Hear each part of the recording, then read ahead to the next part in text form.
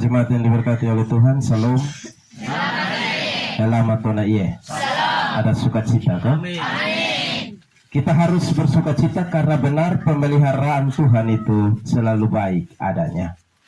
Minggu ini kita telah memasuki minggu sengsara, minggu memperingati kesengsaraan Yesus Kristus di minggunya yang kelima. Artinya bahwa sudah 4 minggu kita lewati dalam pemaknaan akan penderitaannya, kesengsaraannya.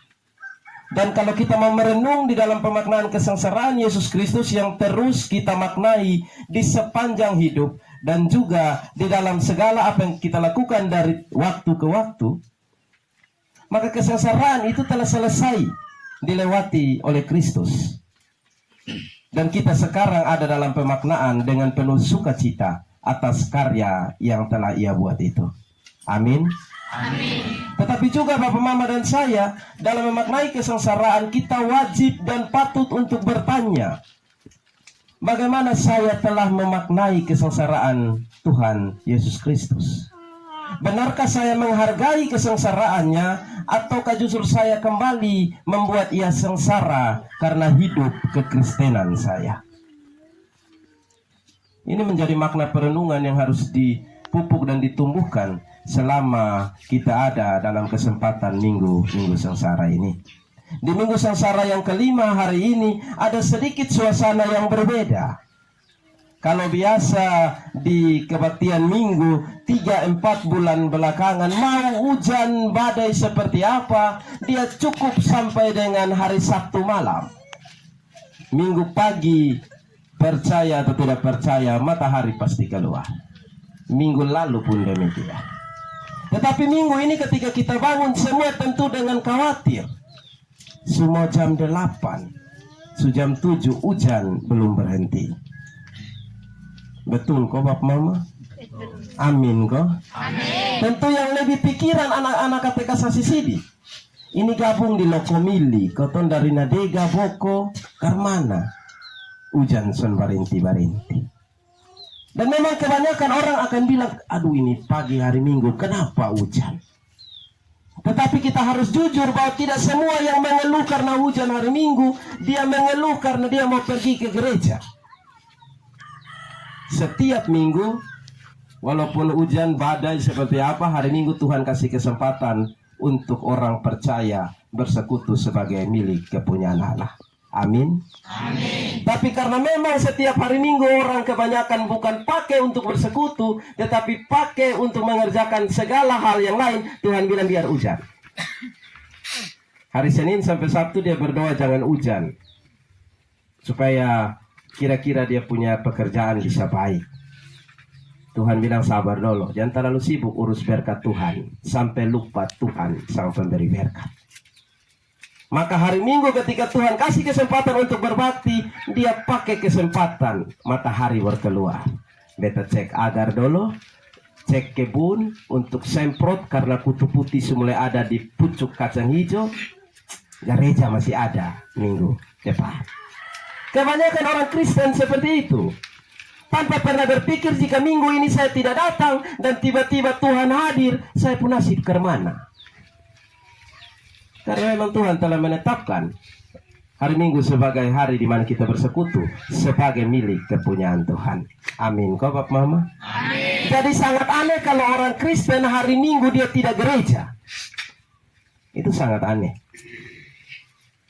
Itu sama dengan PNS yang tidak ke kantor, guru yang tidak ke sekolah. Itu aneh. Karena itu menjadi identitas. Itu menjadi bukti dari apa yang kita pegang dalam jabatan dan status kita. Kalau pegang status sebagai orang Kristen, maka ingatlah bahwa hari kita bersama untuk mempermuliakan Tuhan adalah hari Minggu. Dan juga hari-hari lain di dalam ibadah yang disepakati. Amin. Kok Bapak Mama? Amin. Jangan hanya berpikir bahwa kebaktian itu yang penting majelis ada, yang penting pendeta ada. Kalau jemaat, biar oke. Jadi oke. Nanya. Pendeta datang dia mau khotbah situ dia duduk kau dengar di situ. Majelis mau layani siapa? Layani diri sendiri kan tidak mungkin. Tetapi puji Tuhan keadaan di Lokomili hari ini kita melihat sukacita yang sama. Dan beberapa minggu walaupun karena wilayah pelayanan yang begitu besar, maka kita sulit untuk berjumpa terus-menerus, tetapi persekutuan umat Tuhan di Lokomili bertumbuh seiring dengan pertumbuhan pembangunan gedung gerejanya. Kalau dasar bangunan gedung gereja Lokomili telah dibuat fondasi yang kokoh dan kuat, maka itu juga harus menjadi bukti nyata bahwa persekutuan di dalam Tuhan haruslah kokoh dan kuat. Amin, Bapak Mama. Amin. Bapak-bapak kepala pembangunan, kita panitia pembangunan, Bapak Pendeta ingin tanya di dalam ibadah ini, atau tukang minimal, kira-kira jarak besi behel yang diikat untuk tiang dan cakar ayam itu dia pun jarak berapa? 10 cm. Ina ama dengar kok? Dengar. Kira-kira itu jarak yang dekat atau jauh? 10 cm. Dekat. Orang biasa ikat behel karena pendeta sebelum jadi pendeta juga jadi buruh bangunan. Untuk dapat untung itu tidak ada yang ikat behel 10 cm di penjara. 30 cm, 20 cm kalau bisa supaya irit di bahan. Tetapi kalau 10 cm artinya dia kuat dan kokoh. Amin, Bapak Mama. Amin. Kalau besi saja baku dekat dia kuat, apalagi Bapak Mama jemaat Tuhan. Itu besi yang tidak dapat mengerti dan tidak dapat merasa. Mereka baku dekat, maka dia menjadi kuat. Maka jemaat Lokomili kalau mau bertumbuh menjadi kuat dan baik, baku dekat dan jangan bajau atau bamarah. Amin, Bapak Mama. Amin. Amin, Bapak Mama. Amin. Amin di mulut kok, amin di hati. Amin di hati. Puji Tuhan. Karena begitu bilang baku dekat, basayang, amin di hati. Yo, hati Tuhan yang paling tahu. Karena memang orang Kristen Protestan, jadi dia sangat pintar untuk protes tanpa mempertimbangkan pribadinya. Pendeta lu boleh omong, mengasihi, baku sayang, jaga persekutuan. Kuat pendeta lu tahu kemarin, mantua, parah. Mantua di sebelah tetangga, parah. Kristen beda nih Bapak. Kebanyakan orang Kristen lebih senang ada dalam posisi itu. Hari ini kita belajar dari teladan yang Tuhan ajarkan bagi Bapak Mama dan saya. Ketika dalam pelayanannya Yesus sampai ke Yerusalem mempersiapkan jalan kesengsaraan, bagaimana menebus dosa setiap umat manusia. Dan kita lihat dalam bacaan ini ada hal yang menarik. Ketika Yesus dan murid-murid sampai ke Betfage dan juga Betania, Yesus bilang bagi murid-murid, pergi ke Yerusalem, lihatlah ada lembu yang terikat, buka bawa datang di sini. Kalau dia pun Tuhan mempertanyakan, jawab, bilang bahwa Tuhan yang suruh, Tuhan yang perlu. Kemudian dua murid ini, mereka pergi dan mendapati apa yang sama seperti yang Yesus katakan. Mereka ambil lembu ini. Kemudian Tuhan lembu bilang, keledai bilang, mau bikin apa? Dan bilang, Tuhan yang suruh. Pemilik keledai tidak mempertanyakan apa-apa. Bapak Mama bisa lihat, renungkan baik-baik kisah ini. Belajar dari kehidupan setiap hari. Kira-kira kalau Bapak Mama karena kebetulan musim tanam, kambing domba ada ikat. Kaget-kaget anak pastori 4 orang pergi buka, ambil domba 1 ekor dan kandang. Bapak Mama tanya, hei Bapak mana? Bapak pendeta yang suruh. Kira-kira Bapak Mama akan diam atau tanya lanjut? Diam kok tanya lanjut? Pasti tanya lanjut. Karena sekalipun pendeta, dia yang baptis, dia yang berkata bisidi, dia yang kasih nikah kotong, dia yang kubur kotong, tapi ini masalah ki Bapak. Ini bukan hal yang gampang. Tiara untuk kasih besar bukan hal yang gampang kok. Bapak datang pakai pendeta, na ambil tanpa izin. Keadaan itu pun seharusnya terjadi ketika murid-murid pergi untuk mengambil keledai yang diperintahkan oleh Tuhan. Tetapi Bapak melihat bahwa pemiliknya tidak memperbantahkan itu, tetapi justru dia membiarkannya. Keledai itu dibawa kemudian dipakai untuk mengantar Yesus masuk ke Yerusalem. Murid-murid bahkan membuka pakaian mereka, meletakkan di atas punggung keledai itu dan membuka di jalan untuk Yesus lewat. Dan hal yang pertama, ini cerita sampai dengan titik ini kita belajar satu hal.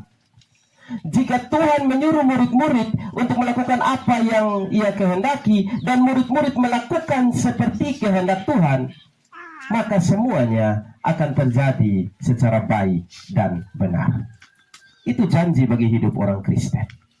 Setiap orang Kristen harus berlaku sama seperti para murid yang ketika Yesus suruh untuk buat apa, tidak tanya panjang lebar, tidak bantah panjang lebar, tetapi berbuat sesuai dengan kehendak Tuhan. Maka percayalah, tuntunan Tuhan dan berkat Tuhan menjadi bagian kita. Amin kok? Amin. Amin kok, Bapak Mama? Amin. Untuk timbang-timbang ini jawab dalam hati. Perintah Tuhan untuk Bapak Mama dan saya bagi orang Kristen hari Minggu harus apa? Jawab dalam hati. Kalau buat seturut dengan perintah Tuhan, percaya berkat Tuhan dan penyertaannya berlaku bagi Bapak Mama dan saya. Tapi kalau buat lain, maka jangan pernah bertanya kenapa berkat Tuhan dan penyertaannya jauh dari saya. Kira-kira perintah apa yang Tuhan berikan bagi keluarga kita masing-masing, bagi suami, bagi istri, bagi anak-anak di dalam rumah kita? Kalau kita mengambil contoh meneladani murid-murid Yesus ini, maka Tuhan suruh suami mengasihi istri, maka kasihi dia. Suami suruh untuk istri mengasihi suami, kasihi dia. Firman Tuhan bilang, anak-anak, kasihilah orang tuamu, ayah dan ibu kasihilah anakmu, maka buatlah seperti itu. Amin. Amin. Amin, Bapak Mama. Amin. Itu baru kita berlaku sama seperti apa yang Tuhan kehendaki. Dan apa yang ia siapkan bagi kita akan menjadi milik kepunyaan kita. Tetapi terkadang bahkan dalam rumah tangga sebagai persekutuan paling kecil, kadang begitu susah untuk rasa berkat Tuhan. Susah untuk rasa damai sejahtera. Karena apa? Karena kita tidak berlaku seturut dengan apa yang Tuhan kehendaki. Tuhan suruh untuk saling mengasihi, untuk ada damai di dalam setiap kehidupan kita. Kita buat lain. Begitu dia masuk pertama kali, dia akan datang di pendeta, Bapak Pendeta Kotomo nikah. Lai jauh Bapak Pendeta. Kok dari kapan pacaran? Pokoknya lai Bapak Pendeta. Kumpul keluarga, ipang hewan sampai sekian banyak, kemudian datang diberkati di hadapan Tuhan. Ambil orang puana nona, orang puana nyong, ikat pakai janji di hadapan Tuhan. Ikat janji, setia sehidup semati. Saya mengambil engkau di hadapan Tuhan dan jemaatnya. Yang sunika, amin kok? Amin. Janji begitu kok yang disampaikan. Begitu Tetapi dalam kenyataan berumah tangga, janji yang disampaikan kepada Tuhan dan jemaat, aku mengambil engkau sebagai istriku, suamiku yang sah. Dia sah pas janji. Jalan 1 tahun masih bersayang. Biasanya pendeta lu belum alami, jadi lu tahu sah. Ku pendeta belajar semua walaupun tidak mengalami, tetapi lihat orang tua pendeta juga ada bapak mama. Tahun awal itu pasti baku sayang. Anak pertama lahir masih baku sayang, tapi mulai agak jauh karena mama waktu lebih banyak untuk anak. Bapak baru mau panggil anak, bapak sabar mama urus anak. Ada anak kedua, ketiga, tambah beban pekerjaan, maka sayang mulai hilang, mulai panggil nama. Kemudian dia janji untuk setia, mengambil istri sebagai yang sah di dalam hidup. Dia pusah suganti, bukan sah. Gitu. Sah. Ada bumbu sasa tuh begitu, sah. Penyedap rasa. Jadi dia punya pernikahan yang kudus hanya sebagai penyedap dalam hidupnya. Seringkali keluarga Kristen demikian. Mudah-mudahan di Lokomili tidak ada. Kalau orang tahu melakukan kehendak Tuhan, tidak mungkin orang rajua kepala sakit. Untuk urus kehamilan anak di bawah usia, untuk urus kenyolang huka, tidak perlu pusing kalau setia di dalam rumah tanggamu. Amin, Bapak Mama. Amin. Kita omong tegas pakai bahasa Bapak Mama. Walaupun bilang bahasa panas bagi orang Rejua. Bahasanya panas, tapi kalau buat tidak panas, itu kan aneh. Jadi berhenti wokole. Walau pedali lipana bapelita. Bahasa panas, buat son panas. Menjadi orang Kristen, nyatakanlah kekristenanmu secara baik. Lakukan kehendak Tuhan. Murid-murid melakukan kehendak Tuhan, maka ia mendapat jawaban. Mereka mendapat jawaban seturut dengan apa yang telah Tuhan siapkan. Hal yang kedua kita lihat bersama Bapak Mama di dalam memaknai kesengsaraan Yesus Kristus. Murid-murid membuka pakaian mereka, mengalas pada keledai itu, dan Yesus duduk di atasnya. Keledai berjalan masuk ke Yerusalem, mereka membuka pakaian mereka untuk dilewati. Kira-kira karena apa mereka berbuat demikian?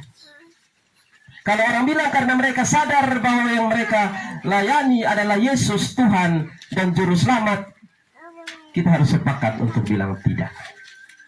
Karena apa? Kalau mereka memahami bahwa apa yang mereka buat itu bagi Yesus Tuhan Sang Juru Selamat, maka mereka para murid tidak akan meninggalkan dia waktu ia ada dalam jalan kesengsaraan menuju Golgota. Mau masuk Yerusalem, murid-murid semangat untuk buat segala persiapan terbaik mengantar Yesus menuju Yerusalem. Tetapi ketika mereka melihat Yesus menuju jalan kesengsaraan, menuju salib itu, murid-murid lari kasih tinggal Tuhan. Artinya apa yang mereka buat bukan karena mengerti bahwa Tuhan itu adalah pemilik kehidupan ini, bahwa dia adalah Mesias yang dijanjikan. Bukan karena itu, tetapi karena mereka terpesona, mereka kagum akan mujizat dan apa yang dapat dibuat oleh Yesus. Firman bilang bagi Bapak Mama dan saya di dalam ayatnya yang ke-37. Ketika ia dekat Yerusalem di tempat jalan menurun dari Bukit Zaitun, mulailah semua murid yang mengiringi dia bergembira dan memuji Allah dengan suara nyaring oleh karena segala mujizat yang telah mereka lihat. Mereka memuji Tuhan karena melihat mujizat. Orang Kristen tidak boleh mengimani iman percayanya, tidak boleh beriman kepada Tuhan hanya sebatas mujizat, karena akan tersesat dan sia-sia. Kita percaya dan mengikut Tuhan karena benar Tuhan itu adalah pemilik hidup kami, hidup Bapak Mama dan saya. Dia Allah saya, dia penguasa dalam hidup saya. Maka itu menjadi landasan untuk kita memuji dan juga mengikutinya. Kalau ikut hanya sebatas mujizat, begitu tidak ada mujizat, orang akan kasih Tuhan. Atau begitu ada yang bisa melakukan lebih daripada apa yang dia lihat, dia akan ikut itu orang. Amin, kau Bapak Mama? Amin. Amin, kau Bapak Mama? Amin. Mari merenung dalam pribadi kita. Kita Kristen tipe yang mana? Begitu lihat ada api Tuhan yang bisa menyembuhkan orang mati, membangkitkan orang mati, menyembuhkan orang yang sakit, ini hari dia percaya luar biasa. Tapi ketika orang itu hanya bisa berkhotbah, kemudian dia doa lama hampir 2 jam, dia omong pakae, Tuhan ku hamba apa model begini? Son percaya. Ketika nanti panen kacang berkarung-karung, agarnya baik, ternaknya gemuk, maka dia akan ikut Tuhan. Mujizat terjadi.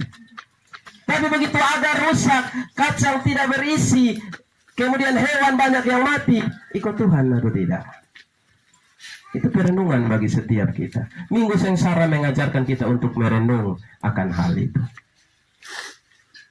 Karena ukuran tertinggi, Yesus telah tunjukkan nyawanya ia berikan bagi Bapak Mama dan saya. Kita lihat di dalam kelanjutan ayat ini. Beberapa orang Farisi juga ada di situ. Dan mereka menyuruh Yesus untuk menegur murid-murid yang sedang bersorak-sorak memuji dia. Tetapi jawab Yesus kepada mereka. Kita baca bersama ayatnya yang ke-40. 1, 2, 3. Jawabnya, aku berkata kepadamu, jika mereka ini diam, maka batu ini akan berteriak. Amin, Bapak Mama? Amin. Tuhan bilang jangan larang mereka untuk memuji-muji. Karena ketika mereka diam, batu-batu yang akan berteriak. Hal itu berlaku bagi kehidupan kekristenan kita. Tuhan bilang jangan larang orang Kristen untuk bersekutu berbakti sebagai milik kepunyaan Allah. Kalau gereja dilarang, persekutuan dilarang, kekristenan dilarang, bahkan batu dan kayu akan memuji dan memuliakan nama Tuhan. Amin, Bapak Mama. Amin. Tapi kalau sudah dapat larang jadi sampai memuji Tuhan, jangan takut. Batu pun akan memuji nama Tuhan. Itu kekristenan. Tuhan mengharapkan untuk ada puji-pujian, penyembahan baginya. Tapi kalau orang percaya sudah tidak lagi mau memuji, batu dan kayu yang akan ada untuk memuji Tuhan. Nah, kalau batu dan kayu yang memuji Tuhan, maka tempat di sorga hanya ada isi batu dan kayu. Karena tempat itu menjadi bagian untuk Bapak Mama dan saya. Tapi karena kita tidak mau melakukannya, kita menyia-nyiakan itu semua.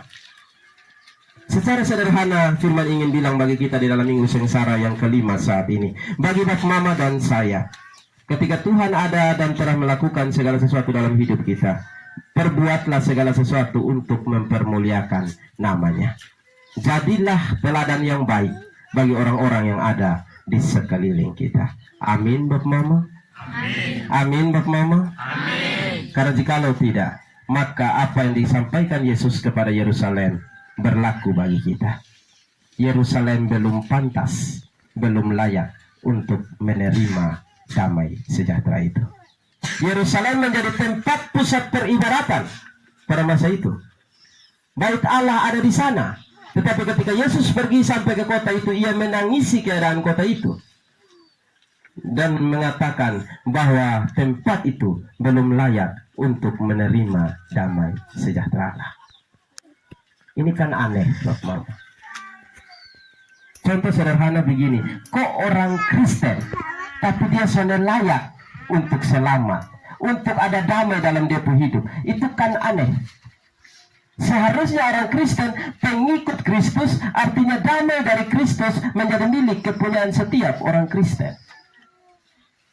Jadi kalau tidak ada damai sejahtera di dalam hidup, hati dan pribadi kita, mulai tanya jangan sampai kita belum layak untuk menerima damai sejahtera itu. Amin, kau Bapak Mama? Amin. Depo amin mulai kecil. Kalau rasa firman agak iris-iris, ingat Bapak pulang bertobat. Jangan ingat terlalu banyak pulang ke laut ketemu hiu, kembali rumah ke hiu. Itu tambah parah. Amin ya Bapak Mama. Amin. Amin kau? Amin. Supaya damai itu benar menjadi bagian kita. Sudah memaknai minggu sengsara 5 minggu. Apa yang kita dapat sebagai orang percaya? Benarkanlah perenungan kita membawa satu damai sejahtera, sukacita bagi persekutuan kita, bagi rumah tangga kita, bagi pribadi kita. Atau karena memang minggu sengsara, jadi dari minggu pertama sampai minggu kelima hanya sengsara saya yang tambah dalam rumah. Hei mama, kenapa pipi merah? Minggu sengsara Bapak Perita. Hei kok sengsara dari siapa? Bab tua. Kenapa demikian? Karena tidak memahami apa yang Tuhan perintahkan. Ambil contoh untuk ada damai sejahtera. Beberapa minggu ini Bapak Pendeta dengan anak pastori beberapa itu ada dapat ancaman dalam tanda kutip. Karena bilang anak pastori yang lapor pendeta soal PIU dan tempat PIU di mana. Maka ada yang bilang dong jalan tak salah. Mudah-mudahan dia tidak bagian dari Lokomiri. Karena anak pastori itu artinya anak pendeta. Jangan sentuh dia anak, sentuh dia bapak. Kenapa sampai orang berpikir begitu? Mereka tidak bertanya, anak pastori tinggal dengan bapak pendeta jauh, kok bisa dong lapor? Yang lapor itu mama-mama yang tinggal satu rumah dengan bapak, yang bisa lepas dari PIU. Bapak koko ayah naik motor, mama tua dari belakang ambil HP ke foto. WA bapak pendeta, bapak tanah. Waktu ada menuju di sini, ini dia foto. Tapi pendeta saya bisa kasih tahu siapa pun istri, nanti pulang tidak ada damai sejahtera, yang ada pipi merah. Tapi apakah salah mama-mama? Tidak. Kenapa mama-mama berlaku demikian? Karena bapak lebih sayang ayam daripada istri. Bapak janji nikah bukan dengan ayam, janji nikah dengan mama. Amin kok? Amin. Jadi uang jangan kasih habis untuk ayam, kasih habis untuk mama. Beli berak, bibir merah, pulang lihat kan enak. Hidup rumah tangga dapat berkat anak, anak butuh biaya untuk sekolah. Jangan kasih di ayam, ayam tidak butuh sekolah. Bagaimana damai mau hilang? Mau ada, kita yang buat hilang. Kemudian nanti dapat tantangan, aduh damai sejahtera son ada. Tahu salah apa Kalau ada anggota keluarga yang tanya salah apa, hidup son tahu baik, tak usah jawab. Begitu dia mengeluh, tahu salah apa anak-anak dari belakang, tak usah jawab. Karena itu memang menjadi pergumulan orang Raijua. Minggu sengsara mungkin dimaknai menjadi sengsara bagi orang Raijua, karena sekarang pendeta justru urus hal-hal model begini. Kau tuh bisa bebas lah ikut ke sengsara. Apakah orang Raijua mengerti kesengsaraan untuk berlindung dari dosa yang dibuat? Kemudian kita bilang kita herani, kita menjadi teladan bagi orang Cingitio. Oh kole. Memaknai kesengsaraan Kristus harus janji dalam diri kita bahwa Kristen bukan hanya identitas, tetapi Kristen menjadi nilai hidup setiap kita. Amin kok? Amin. Amin kok? Amin. Kiranya Tuhan memberkati kita. Amin. Saya berikan kesempatan kepada